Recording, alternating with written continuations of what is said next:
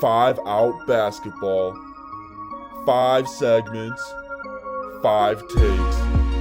This is the podcast for NBA conversations. This is Five Out Basketball, and it starts in 3, 2, 1. Yeah, so here's the thing, right? Celtics are definitely contenders right now, and they should see themselves in the finals. But there are some teams who didn't make the finals. So the next thing I want to talk about is the best teams throughout the 2010s that didn't make the finals.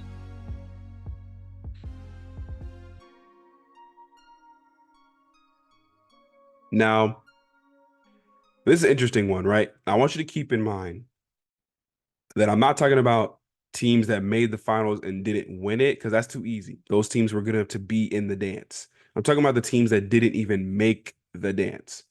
And this is just 2010, so don't come to me about, oh, the Toronto Raptors in 2001 almost. No, I don't care, bro. I'm not talking about the 2000s. I'm talking about the 2010s. Now, this is just my opinion.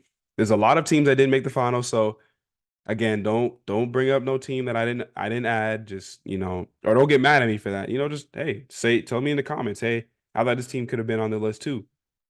Love to hear from you. So, number one, I think this is probably the best team that just did not make the finals, and that has to be the 2018 Houston Rockets. We're talking about a team that went 65-17. They had just made that trade for Chris Paul, and people were like, is him and James Harden gonna be able to coexist? They answered that question. They answered that question for sure. 65-17, the best record in the league that year. Keep in mind the teams that existed.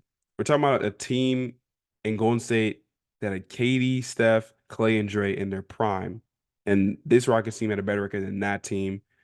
OKC, yeah, Russ, PG, and Melo. We didn't end up actually being as good as we thought. But there's, again, some teams that were actually really good that year. And they didn't make the finals, man. And I know all we can point to is that game 7. And that's really what it all boils down to. Like, we're talking about a team who took that Warriors team to 7 games. A team who we could all argue is the greatest team of all time. On paper, at least. Like, looking at the names on the roster, there's not many teams that are better than that team, if any. Um, so when you consider that, and they took that team to 7, keep in mind the last 2 games of the series, Chris Paul didn't play because he messed up his hamstring. So they were without their second best player and were still almost able to get the job done. In game 6, they kind of just got blown out. So I'm not really going to talk about that one. But game 7, the thing people don't mention a lot. Yes, they missed 27 straight threes, but they still only lost the game by 9. You know how crazy that is? To miss 27 straight threes and at the end of the game, you still only lost by 9. That means they were pretty much in the game the whole game while missing all these threes. And I heard Eric Gordon talking about this the other day, saying like they didn't even really realize that they missed that many threes. Like, you just kind of keep shooting and you miss whatever, but you're not like, damn, is that number 23 we just missed? Which is obviously which makes sense. But to me, I think what stopped this team from making the finals was coaching. I don't know if I want to blame this on Mike D'Antoni, but to me, it's like if my team is missing that many threes, I know you've kind of lived and died by the 3, but you gotta go for a different game plan at that point. Again, I don't know if he's like sitting there like, man, what y'all think? Was that number 21 we just missed? No, obviously, but like there has to be some sort of change in game plan to kind of adjust to the fact that, yo, we're just not making them right now, you know? And they didn't really make that adjustment. Now, maybe if they had Chris Paul, but Chris Paul's kind of an on-court coach kind of dude, so maybe he would have helped. But Chris Paul's choke record is a little crazy, so maybe it wouldn't have helped. I don't know. But I think the other thing is James Harden being burnt out. That's usually what happens to him in the playoffs. Like he plays a crazy regular season and playoffs come in, just falls off a cliff. But yeah, I think this is not easily, but this is definitely probably the best team that didn't make the finals throughout the 2010s. Now keep in mind this is not like an in order list. I kind of just put names, like put teams on the list. So don't come to me with I think this team should have been 3. No, it's no list. There's no order. It's just a list of names or teams. So, but yeah, I think this is probably the best team. There's only one other team that I think you could consider, but this is probably the best team. Next up, this one hits hard. The 2016 OKC Thunder. Now we went 55 and 27, and we were only the third seed. Yeah, two teams had better records than that. We know which team was one, 73 and 9 Warriors. But obviously we all know the infamous 3-1 lead blown, blah, blah, blah, blah, blah. But I have this team on the list because there was players who have said like we were the best team in the league. Like sorry, so I'm not on the team. They were the best team in the league. Like that was the best team. And this was prime Russ, prime KD. Like, obviously Russ MVP year is what stands out to people, but that 2016 Russ was different. Mohawk Russ was different, bro. I enjoyed that season of, Russ. He was getting triple doubles here and there, not every game it felt like. And, he felt different that year. Like I really, I was like, yeah. And then KD was just doing KD things, bro. Can't really say much about it, but I think this season, I didn't even expect us to get that far. Like, I expected us to get past round one. Like, okay, we'll beat the Mavericks. Cool. Then I saw us match up against the Spurs, and I was like, they've beaten us before with us having KD and Russ and them having pretty much the same roster. So I wasn't confident, but when we got past the Spurs, I was like, mm, okay, we see ourselves in the conference finals. There's a chance. And we're gonna once the war against the Warriors, and I'm like, okay, the Warriors have been pretty much the best team all season. So I don't have high expectations. Plus, Curry had hit that crazy shot. The Warriors have a timeout, decide not to use it. Curry way downtown, bang, bang. Yeah, I know the commentary. Trust me, I know the commentary. Um, but I wasn't as confident. Then we won game one, and I was like, or was it game one or game two? We won one of the first two games, and I was like, okay, we're going back to OKC tied. Cool. Win game three, and I'm like, wait, it's 2-1. All right. And that game four, I think Russ had like 37. I was like, oh, we're here. Like, this is happening right now. Bet. Right. And then it went all downhill, bro. I mean, legit, Katie and Russ were putting up tour dates, bro. Katie had more shots missed than I think he had points. Bro, what happened? Like, I need to go back and watch the footage so I can really see what kind of shots bro was taking. But from what I remember, bro was just bricking. Like it wasn't even nothing crazy. Bro was just missing shots. Um, but yeah, that one hurt. But I think we were definitely one of the best teams to not make the finals. Like to not even make it, I think is crazy. But game six Clay and game seven Steph, man. Like game six Clay hit what 11 threes on us, and game seven Steph had nearly 40, I think. And he was flat out choked. But I do consider us one of the best teams during the 2010s that did not make the finals. Next up, now this one I wasn't sure which team or which year to use, but you could say any Lob City Clippers team, but I went either 2014 or 2015. 2014, they went 57 and 25. 2015, they went 56 and 26. So pretty much same record. The team roster was pretty much the same as well. So can't really knock them for that.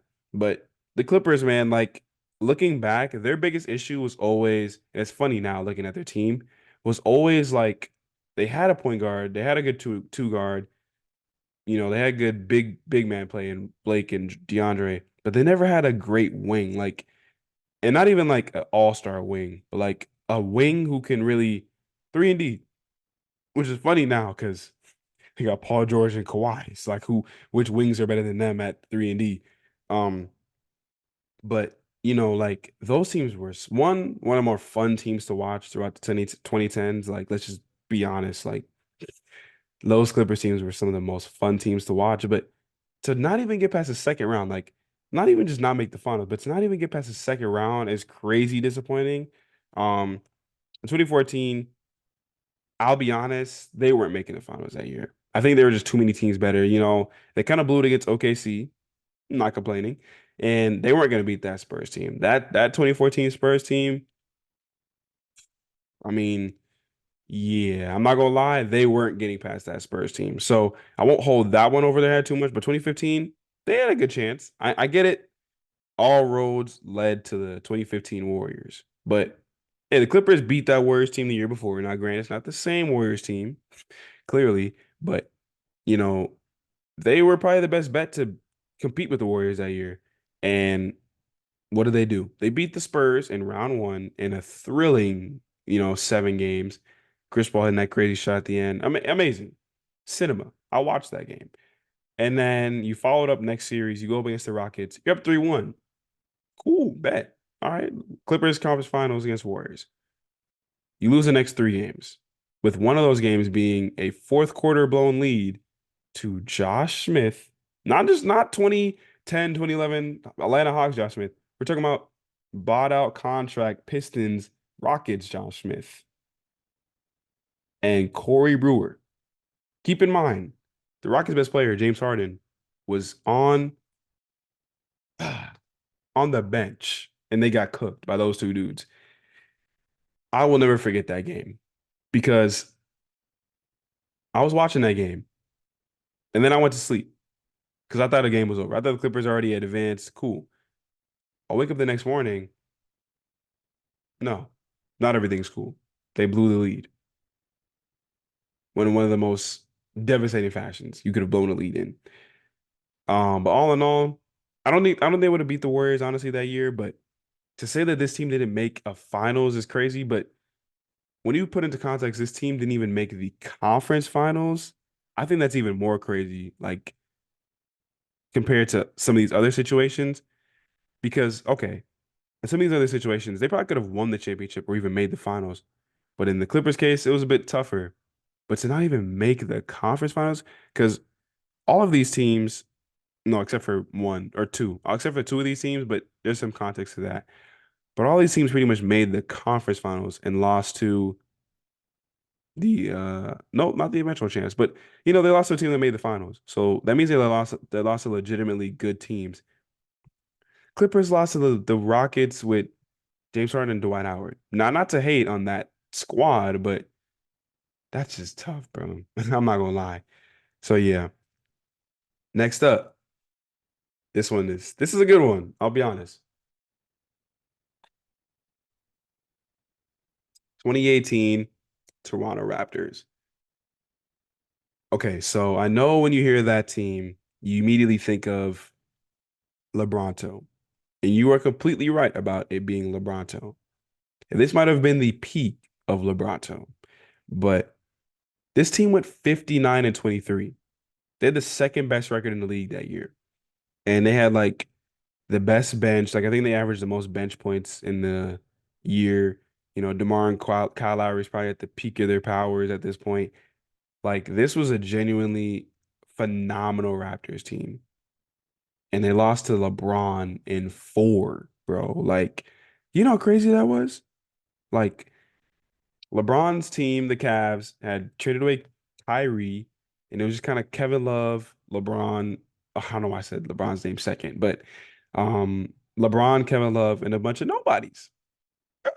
But I'm joking. But like, it wasn't like the most stacked roster compared to the Raptors, who were seen as having the deepest roster at this point in time.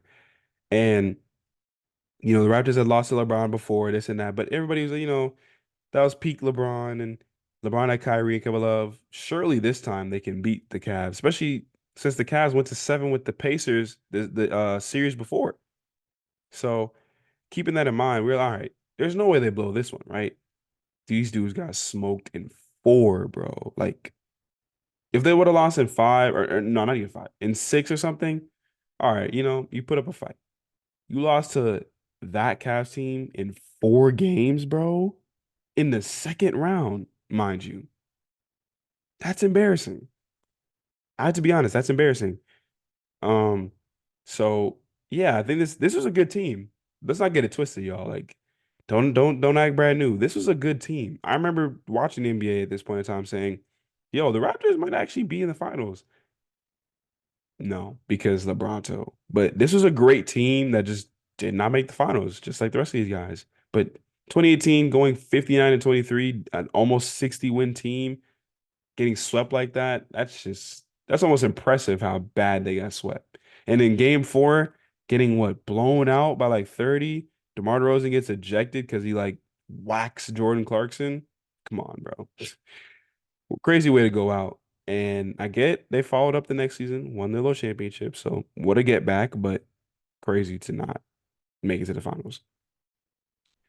Next up. Now, I wasn't sure if I want to do 5 or 6, but I'm gonna roll with 5. I'm gonna just mention the honorable mention. These two teams can be a little shaky, but the Pacers in 2014, 56 and 26. Um, yeah, I mean, I'm not gonna say it's crazy because they would have had to get through 2014 LeBron Heat. So I'm not gonna hold that over their heads crazy, but you gotta keep in mind this team went 6 or 7 with the Heat the year before, and that was on their come up year. This year they had expectations and they were the number 1 seed, and they low-key got smoked. They low-key got smoked by the Heat, and that was pretty much their only time contending because after that, kind of went downhill. They had some little ups and downs, the Victor Oladipo era, and now the Tyrese Halliburton era. We'll see how that goes. But, the Pacers, that was their chance. Now, granted, they make it to the finals, they're getting smoked by the Spurs because all roads lead to that Spurs team, and nobody was beating that Spurs team. They legitimately might have been one of the best teams ever. Um, but this was an honorable mention. But number 5, and maybe the best team.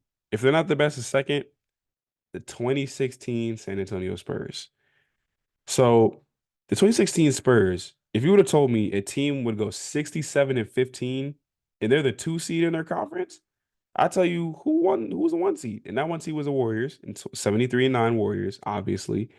But the Spurs had one of the best home records. I think it might have even been better. No, it wasn't better than this. Was it better than Warriors? The Spurs are crazy that year, though. Like, everybody was like, the Warriors might break this record, but the Spurs might do it too. That's how crazy it was for the Spurs, what they were doing.